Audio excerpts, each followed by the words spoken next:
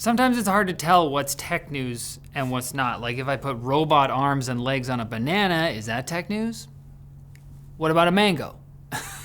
Microsoft says it wants everyone to upgrade to Windows 11 this year before Windows 10 loses official support in October, but at the same time they're making it more difficult to do so on unsupported hardware. The tech giant quietly deleted guidance about how to bypass Windows 11's TPM requirement from its own support page, although you can still see the registry tweak instructions on the Internet Archive, which is, as always, based. But Microsoft has also blocked and labeled Flyby11, a popular third-party utility that lets users skip the hardware requirements check in Windows 11, as malware, according to the tool's developer. Similar tools like Rufus still exist, but I'm guessing Microsoft isn't jazzed about those either. What do you want, Microsoft? It's like you invited everyone at school to your party and then only let in the ones who brought the invite with them. Like, okay, you have fun in there. We're gonna be playing Twister on the lawn. It's the hot spot.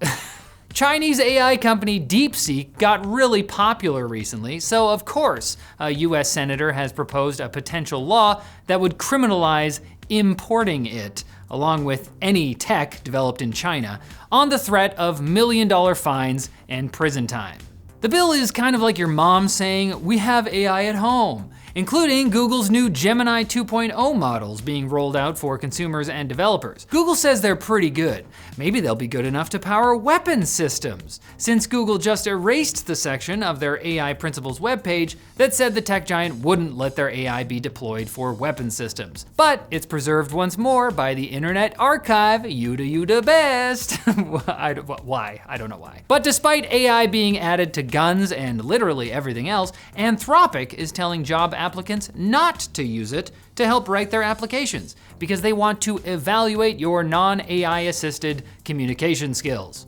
It's almost like there's some kind of value to forming thoughts using your own words. I'll have to ask ChatGPT about that later. Richest man in the world, Elon Musk, appears to be on a mission to access as much previously protected US government data as he can, leading squads of his fellow special government employees, which are also employees of private companies, and even executives like new Treasury staff member Tom Krause, who is also currently the CEO of Citrix parent company, Cloud Software Group. Thomas Shedd, a Tesla engineer who is now the head of an IT group in the General Services Administration and who suggested they make illegal changes to a government login system, is yet another example of Elon's penchant for funneling Tesla resources to his other private companies, for which he's currently already being sued. What's another one? Big whoop. Musk having access to these kind of government resources that could be used to benefit the multiple federal contracts he holds through SpaceX is a bit of a conflict of interest. So Congressman Mark Pocan is working on a bill that would ban this practice, called the Eliminate Looting of Our Nation by Mitigating Unethical State Kleptocracy, or the Elon Musk Act. What? No, don't name it after him. He'll like that. Although he'd probably prefer you put an X in there somewhere to cherry on top. I'd prefer you check out our sponsor, Odoo, and their full suite of business management software. It puts everything you need on one user-friendly platform, so you don't need to go, oh, accounting, I need these guys for that. Building an app, I need to sign up for this other thing. No, you don't.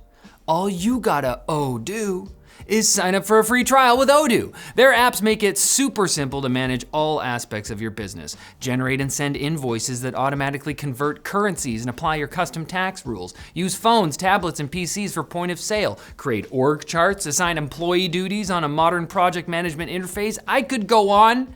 Well, we'd literally be here all day, although we would enjoy it. Now, you don't have to use all the apps. If you only need to use one, it's free.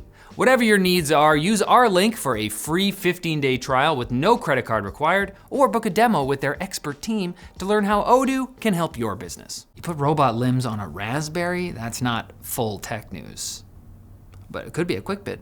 Trump's new tariffs on Chinese goods are coming into effect and caused the US Postal Service to briefly suspend all inbound parcels from China this morning while they figured out what extra fees need to be tacked on. The EU is also looking to tax Chinese goods that were previously cheap enough to skirt customs duties, so prepare for your Temu, Shine, and gaming handhelds even to be less wallet friendly. China is apparently responding by opening antitrust investigations into Google and Apple, which may end up hurting those companies, but it's also something that America's own FTC was trying to do under previous chair Lina Khan. But the government likes big tech now, so I'm sure the president is real torn up over what's happening to his friends. OpenAI has dropped the sign-in requirement to use ChatGPT Search on the web. You can access it through chatgpt.com, but OpenAI.com has also gotten a facelift. Along with a new logo, the homepage features a big old prompt/search bar just like Google. I'm probably gonna keep using Google just because asking an AI to search for me is only a little better than asking a fellow human what they know about a topic. And half the time these days, they just pull out their phone and ask ChatGPT. We could just skip the middleman. Sonos has had a rough year, but now it thinks it has just the ticket. The Verge is reporting that part of the company's comeback plan is the launch of an Android-based streaming box to help consumers forget about how the company's redesigned app borked people's expensive speaker setups last year. The box could launch in April for $200 to $400, signaling that Sonos has totally fixed all of their glitches. Otherwise, why would they price it that high?